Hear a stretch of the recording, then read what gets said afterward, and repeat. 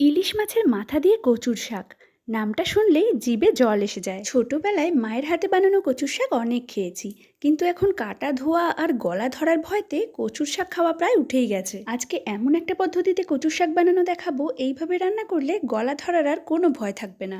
বাজারে এখন কচুর শাক সামনেই পরিষ্কার করে ছাড়িয়ে কেটে বিক্রি হয়, সেখান থেকেই এক প্যাকেট কিনে এনেছিলাম। এইগুলোকে প্রেসার কুকারের মধ্যে দিয়ে সামান্য লবণ আর আধখানা লেবুর রস দিয়ে দুটো সিটি দিয়ে নেব। আপনারা প্রেসার কুকারে না দিয়ে অন্য যে কোনো পাত্রতেই এটা সেদ্ধ করে নিতে পারেন, কিন্তু লেবুর রসটা অবশ্যই দেবেন। এটা দিলে আর কোনোভাবেই গলা চুলকাবে না। এবার রান্না করার পালা। মাছের মাথাগুলো তো আগেই ভেজে নিয়েছি, এবার সেই কড়াতেই সামান্য একটু তেল দিয়ে তার মধ্যে দিয়ে দেবো জিরে, গোটা ধনে, তেজপাতা আর শুকনো লঙ্কা। তারপরে এর মধ্যে দিয়ে দেবো 2 চামচ আদা আর কাঁচা লঙ্কা বাটা। ভালো করে একটু কষিয়ে নেব যাতে আদার কাঁচা গন্ধটা চলে যায়। তারপরে এর মধ্যে দিতে হবে সেদ্ধ করে জল ঝরিয়ে রাখা কচুর শাকটা। খুব ভালো করে কিছুক্ষণ সময় নাড়তে হবে, এটা হতে একটু টাইম লাগে। বেশ কিছুক্ষণ নাড়াচাড়া করার পর এর মধ্যে দিতে হবে সামান্য লবণ আর হলুদ।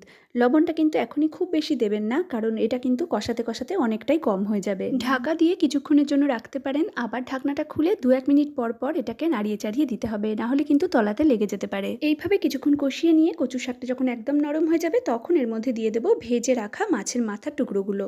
মাছের মাথাগুলোর সঙ্গে কচুর শাকটা আরও কিছুক্ষণ সময় ধরে নাড়িয়ে চাড়িয়ে ভালোভাবে মিশিয়ে নিতে হবে। নামানোর আগে এর মধ্যে দিয়ে দেবো 1 চামচ চিনি আর কাঁচা সর্ষের তেল একটু ছড়িয়ে দেবো।